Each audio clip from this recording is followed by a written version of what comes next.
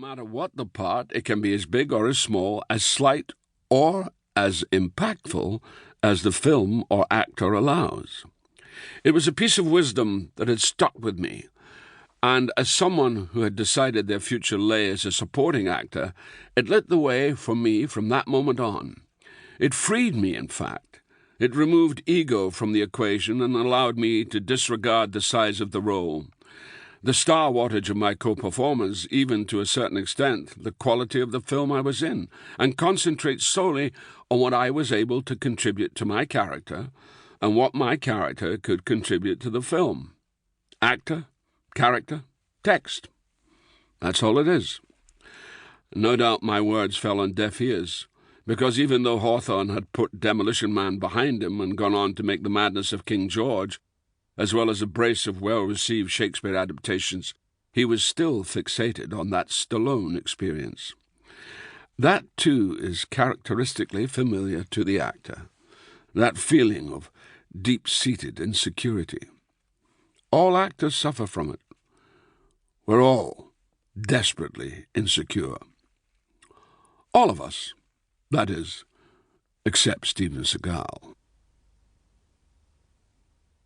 Chapter 1, Saturday, 1st of June, 1946, about 1:45 in the afternoon. Throughout my childhood, I'd hear it from my poor old ma, how my beginning was almost her end. You see, it was with considerable reluctance that I came into this vale of tears.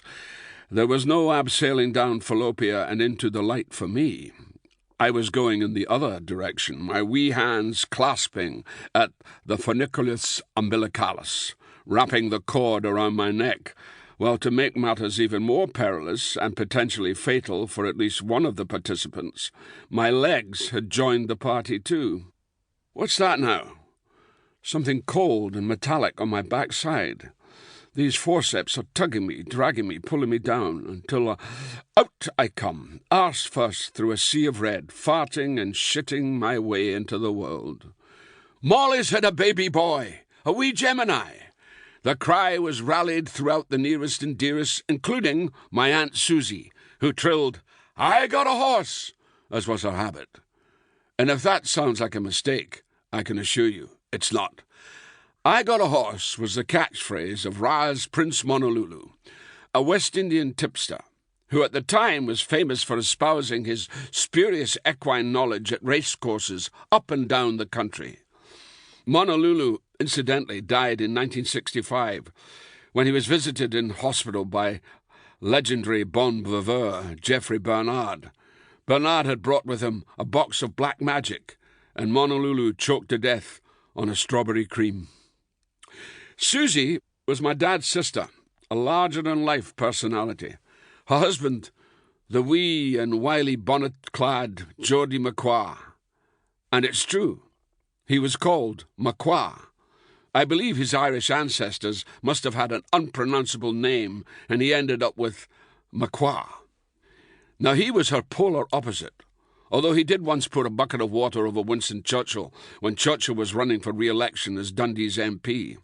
A contest Churchill went on to lose, possibly as a result of the soaking. He had it coming, Geordie would tell you if you asked him why he did it. Perhaps Aunt Susie had a bet on the election's outcome, for both she and Geordie were inveterate punters. And Susie, whose own birthday was also 1st of June, had decided my arrival was an omen, a blessing, a wee Gemini, just like me. Well, not quite like you, Susie, retorted Chick, my dad. Chick being short for Charles, especially in that part of the world. Bugger off, you ken what I mean. I got a horse. She meant, for that Wednesday's derby, of course, the horse, a grey, a rank outsider with the odds to match, she picked it for the name Airborne, Gemini being an air sign. So bets were laid, and Airborne did indeed win the 1946 derby at 50-1.